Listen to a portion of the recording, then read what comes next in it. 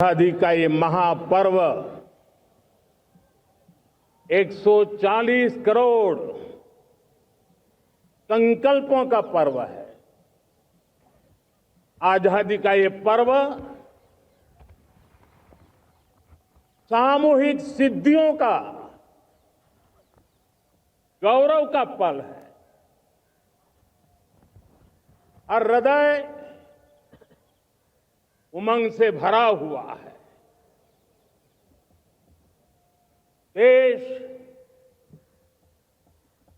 एकता की भावना को निरंतर मजबूती दे रहा है। 140 करोड़ देशवासी आज तिरंगे के रंग में रंगे हैं। हर घर तिरंगा, भारत के हर कोने से, चाहे रेगिस्तान हो या हिमालय की चोटियां, समंदर के तट हो या घनी आबादी वाले क्षेत्र, हर तरफ से एक ही गुंज है, एक ही जयकारा है। हमारी प्राण से भी प्यारी मातृभूमि का जयगान है।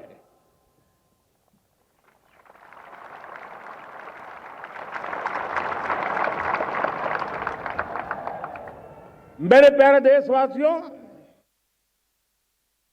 सन 47 में अनंत संभावनाओं के साथ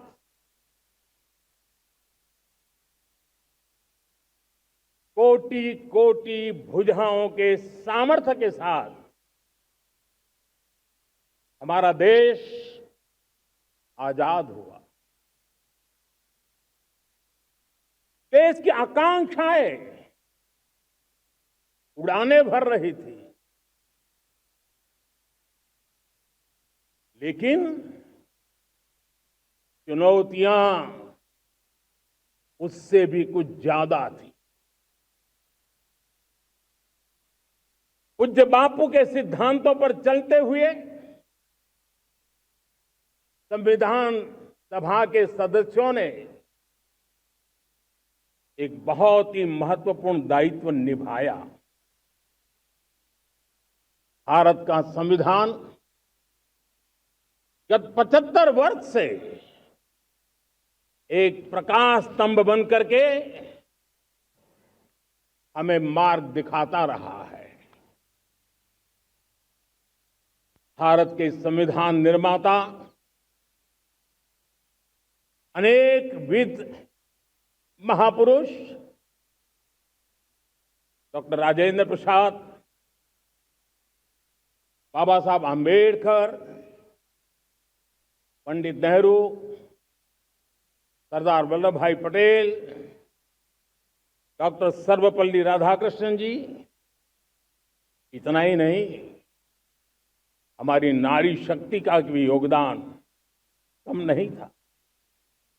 हंसा मेहता जी, दाक्षायणी, वेलायुधन जैसी विदुषियों ने भी भारत के संविधान को सशक्त करने में अपनी भूमिका निभाई थी।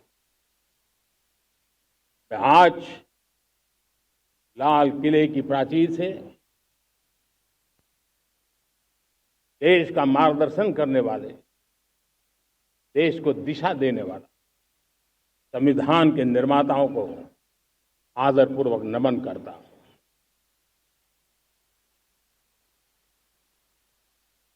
मेरे प्यारे देशवासियों, हम आज डॉक्टर श्यामा प्रसाद मुखर्जी की 125वीं जयंती भी मना रहे हैं। डॉक्टर श्यामा प्रसाद मुखर्जी भारत के संविधान के लिए बलिदान देने वाले देश के पहले महापुरुष थे। संविधान के लिए बलिदान, धारा 370 की दीवार गिराकर एक देश एक संविधान के मंत्र को जब हमने साकार किया तो हमने डॉक्टर श्यामा प्रसाद मुखर्जी को सच्ची श्रद्धांजलि दी। लाल किले पर आज कई विशेष महानुभाव उपस्थित हैं। दूर सुदूर गांव के पंचायतों के सदस्य हैं, ड्रोन दीदी के प्रतिनिधि हैं, लखपति दीदी की प्रतिनिधि हैं, खेल जगत से जुड़े लोग हैं, राष्ट्र जीवन में कुछ न कुछ देने वाले यहां महानुभाव उपस्थित हैं। एक प्रकार से यहां मेरी आंखों के सामने मैं लघु भारत के दर्शन कर रहा हूं और टेक्नोलॉजी के माध्यम से विशाल भारत के साथ भी आज लाल किला जुड़ा हुआ है। मैं आजादी के इस महापर्व पर देशवासियों का, विश्व भर में फैलाए हुए भारत प्रेमियों का, हमारे मित्रों का हृदय से बहुत बहुत अभिनंदन करता हूं। साथियों, प्रकृति हम सब की परीक्षा ले रही है। पिछले कुछ दिनों में प्राकृतिक आपदाएं, भूस्खलन, बादलों का फटना, न जाने कितनी कितनी आपदाएं हम झेल रहे हैं। पीड़ितों के साथ हमारी संवेदना है। राज्य सरकारें और केंद्र सरकार मिलकर के बचाव के काम, राहत के काम, पुनर्वसन के काम में पूरी शक्ति से जुटे हुए हैं। साथियों, आज 15 अगस्त का एक विशेष महत्व भी मैं देख रहा। मुझे बहुत गर्व हो रहा है। आज मुझे लाल किले की प्राचीर से ऑपरेशन सिंदूर के वीर जाबाजों को सैल्यूट करने का अवसर मिला है।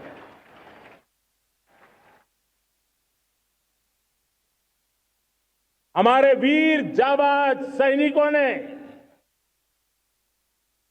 दुश्मनों को उनकी कल्पना से परे सजा दी है।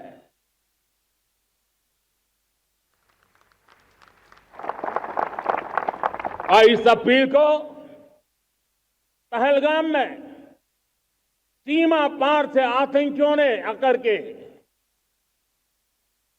जिस प्रकार का कत्ले आम किया, धर्म पूछ करके लोगों को मारा गया। पत्नी के सामने पति को गोलियां दी, बच्चों के सामने अपने पिता को मौत के घाट उतार दिया गया। पूरा हिंदुस्तान आक्रोश से भरा हुआ था।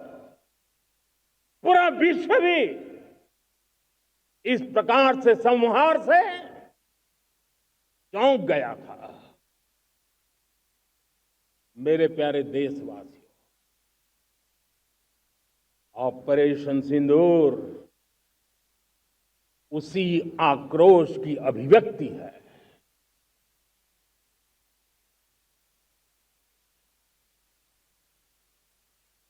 बाईस तारीख के बाद हमने हमारे सेना को खुली छूट दे दी। रणनीति वो तय करे, लक्ष्य वो तय करे, समय भी वो चुने और हमारी सेना ने वो करके दिखाया जो कई दशकों तक कभी हुआ नहीं था। सैकड़ों किलोमीटर दुश्मन की धरती पर घुस करके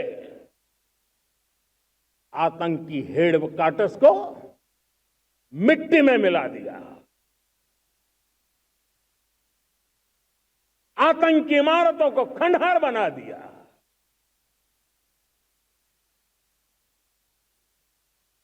पाकिस्तान की नींद अभी भी उड़ी हुई है।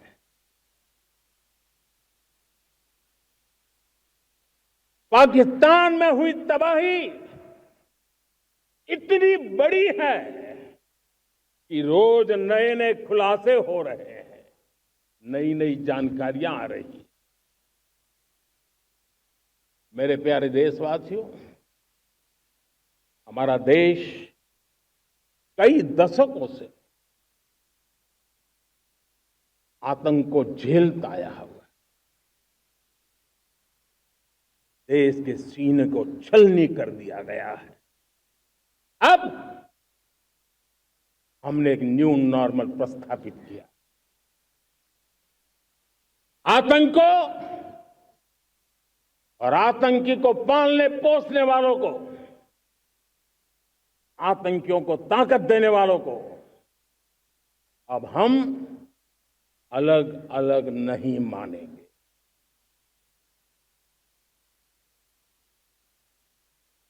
वो मानवता के समान दुश्मन है, उनके बीच कोई फर्क नहीं है। अब भारत ने तय कर लिया है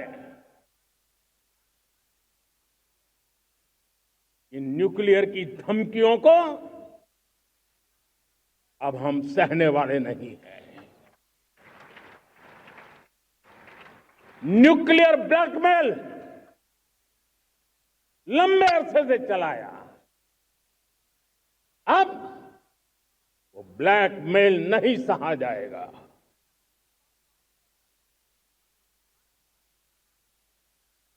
आगे भी अगर दुश्मनों ने ये कोशिश जारी रखी, हमारी सेना तय करेगी, सेना की शर्तों पर, सेना जो समय निर्धारित करे उस समय पर, सेना जो तौर तरीके तय करे उस तौर तरीके से, सेना जो लक्ष्य तय करे उस लक्ष्य को अब हम अमल में ला करके रहने वाले हैं। हम मुंह तोड़ जवाब देंगे। मेरे प्यारे देशवासियों, भारत ने तय कर लिया है, खून और पानी एक साथ नहीं बहेंगे।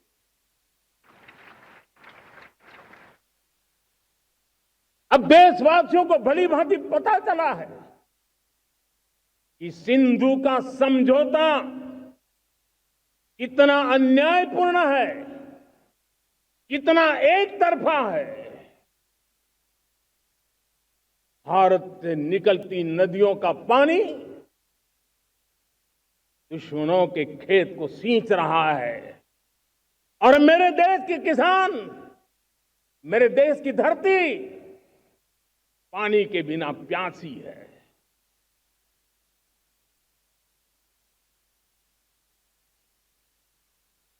ये ऐसा समझौता था जिसने पिछले 7 दशक से मेरे देश के किसानों का अकल्पनीय नुकसान किया है।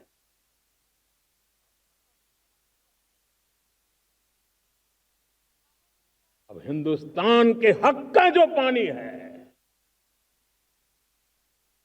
उस पर अधिकार सिर्फ और सिर्फ हिंदुस्तान का है, हिंदुस्तान के किसानों का है। भारत कतई हिंदू समझौते को, उस स्वरूप को दशकों तक सहा है, उस स्वरूप को आगे नहीं सहा जाएगा। किसान हित में, राष्ट्र हित में ये समझौता हमें मंजूर नहीं है। मेरे प्यारे देशवासियों, आजादी के लिए असंख्य लोगों ने बलिदान दी, अपनी जवानी खपा दी, जेलों में जिंदगी गुजारी है, फांसी के तख्त पर लटके हैं, कुछ लेने पाने बनने के लिए नहीं, मां भारती के स्वाभिमान के लिए, कोटि कोटि जनों की आजादी के लिए, गुलामी की जंजीरों को तोड़ने के लिए। और मन में एक ही भाव था, स्वाभिमान। साथियों, गुलामी ने हमें निर्धन बना दिया, गुलामी ने हमें निर्भर भी बना दिया, औरों पर हमारी निर्भरता बढ़ती गई। हम सब जानते हैं, आजादी के बाद कोटि कोटि जनों के पेट भरना बड़ी चुनौती थी, लेकिन यही मेरे देश के किसान हैं जिन्होंने खून पसीना एक करके देश के अन्न के भंडार भर दिए।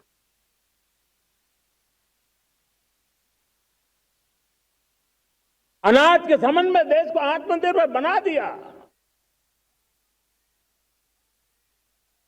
एक राष्ट्र के लिए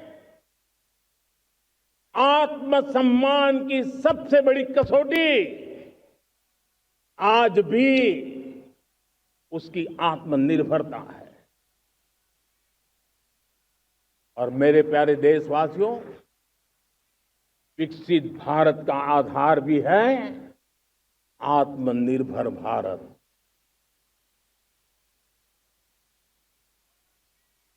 जो दूसरों पर ज्यादा निर्भर रहता है, उसकी आजादी पर उतना ही बड़ा प्रश्न चिन्ह लग जाता है। और दुर्भाग्य तो तब बन जाता है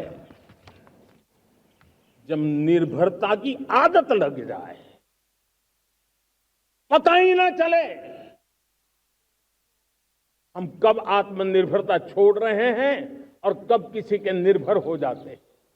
ये आदत खतरे से खाली नहीं है और इसलिए प्रतिपल जागरूक रहना पड़ता है आत्मनिर्भर होने के लिए।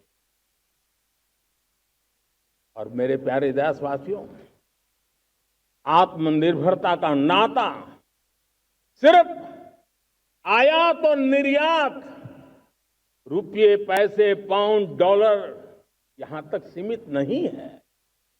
इतना सीमित अर्थ उसका नहीं है। आत्मनिर्भरता का नाता हमारे सामर्थ्य से जुड़ा हुआ। और जब आत्मनिर्भरता खत्म होने लगती है तो सामर्थ्य भी निरंतर क्षीण होता जाता है। और इसलिए हमारे सामर्थ्य को बचाए रखने, बनाए रखने और बढ़ाए रखने के लिए आत्मनिर्भर होना बहुत अनिवार्य है। साथियों, हमने ऑपरेशन सिंदूर में देखा है मेड इन इंडिया की कमाल क्या थी। दुश्मन को पता तक न चला कि कौन से शस्त्रास्त्र है, ये कौन सा सामर्थ्य है जो पलक भर में उनको नष्ट कर रहा है। सोचिए, अगर हम आत्मनिर्भर होते न होते तो क्या ऑपरेशन सिंदूर इतनी त्वरित गति से हम कर पाते? पता नहीं कौन सप्लाई देगा नहीं देगा, साजो सामान मिलेगा नहीं मिलेगा, इसी की चिंता बनी रहती। लेकिन हमें मेड इन इंडिया की शक्ति हमारे हाथ में थी, सेना के हाथ में थी। इसलिए बिना चिंता, बिना रुकावट, बिना हिचकिचाहट हमारी सेना अपना पराक्रम करती रही। और ये पिछले 10 साल से लगातार डिफेंस के क्षेत्र में आत्मनिर्भरता पर हम एक मिशन लेकर के चले हैं, उसके नतीजे आज नजर आ रहे हैं। साथियों, मैं एक और विषय पर आपका ध्यान आकर्षित करना चाहता हूं। ये बात से कोई इनकार नहीं कर सकता कि 21वीं सदी टेक्नोलॉजी ड्रिवन सेंचुरी है। और जब टेक्नोलॉजी ड्रिवन है और इतिहास की तरफ नजर करें तो पता है, इतिहास गवाह है, जिन जिन देशों ने टेक्नोलॉजी में महारत हासिल की, वो देश विकास की ऊंचाइयों को पार कर गए, शिखर पर पहुंच गए। आर्थिक शक्ति नए पैमाने पर पहुंचती गई। हम जब टेक्नोलॉजी के अलग अलग आयामों की बात करते हैं तो मैं आपका ध्यान आकर्षित करता हूं सेमीकंडक्टर्स पे। उदाहरण के तौर पे बताता हूं, मैं यहां लाल किले से किसी सरकार की आलोचना करने के लिए खड़ा नहीं हुआ और नहीं मैं करना चाहता, लेकिन देश की युवा पीढ़ी को जानकारी होना भी उतना जरूरी है। हमारे देश में 50-60 साल पहले सेमीकंडक्टर को लेकर के फाइलें शुरू हुई।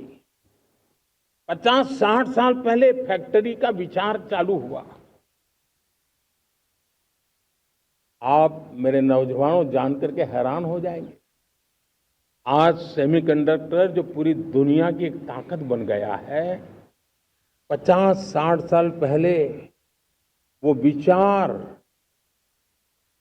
वो फाइलें अटक गई, लटक गई, अटक गई। सेमीकंडक्टर के विचार की ही भ्रूण हत्या हो गई। 50-60 साल गवा दी। हमारे बाद कई देश सेमीकंडक्टर में आज महारत हासिल करके दुनिया में अपनी ताकत को प्रस्थापित कर रहे हैं। साथियों, आज हमने उस बोझ से मुक्त होकर के मिशन मोड में सेमीकंडक्टर के काम को आगे बढ़ा है। 6 अलग अलग सेमीकंडक्टर के यूनिट्स जमीन पर उतर रहे हैं। 4 नए यूनिट्स को हमने ऑलरेडी हरी झंडी दिखा दी है, ग्रीन सिग्नल दे दिया है। और देशवासियों और मेरे खास करके नौजवानों और विश्व भर में भारत की टेक्नोलॉजी की ताकत को समझने वाले लोगों को भी कहना चाहूंगा, इसी वर्ष के अंत तक मेड इन इंडिया, भारत की बनी हुई, भारत में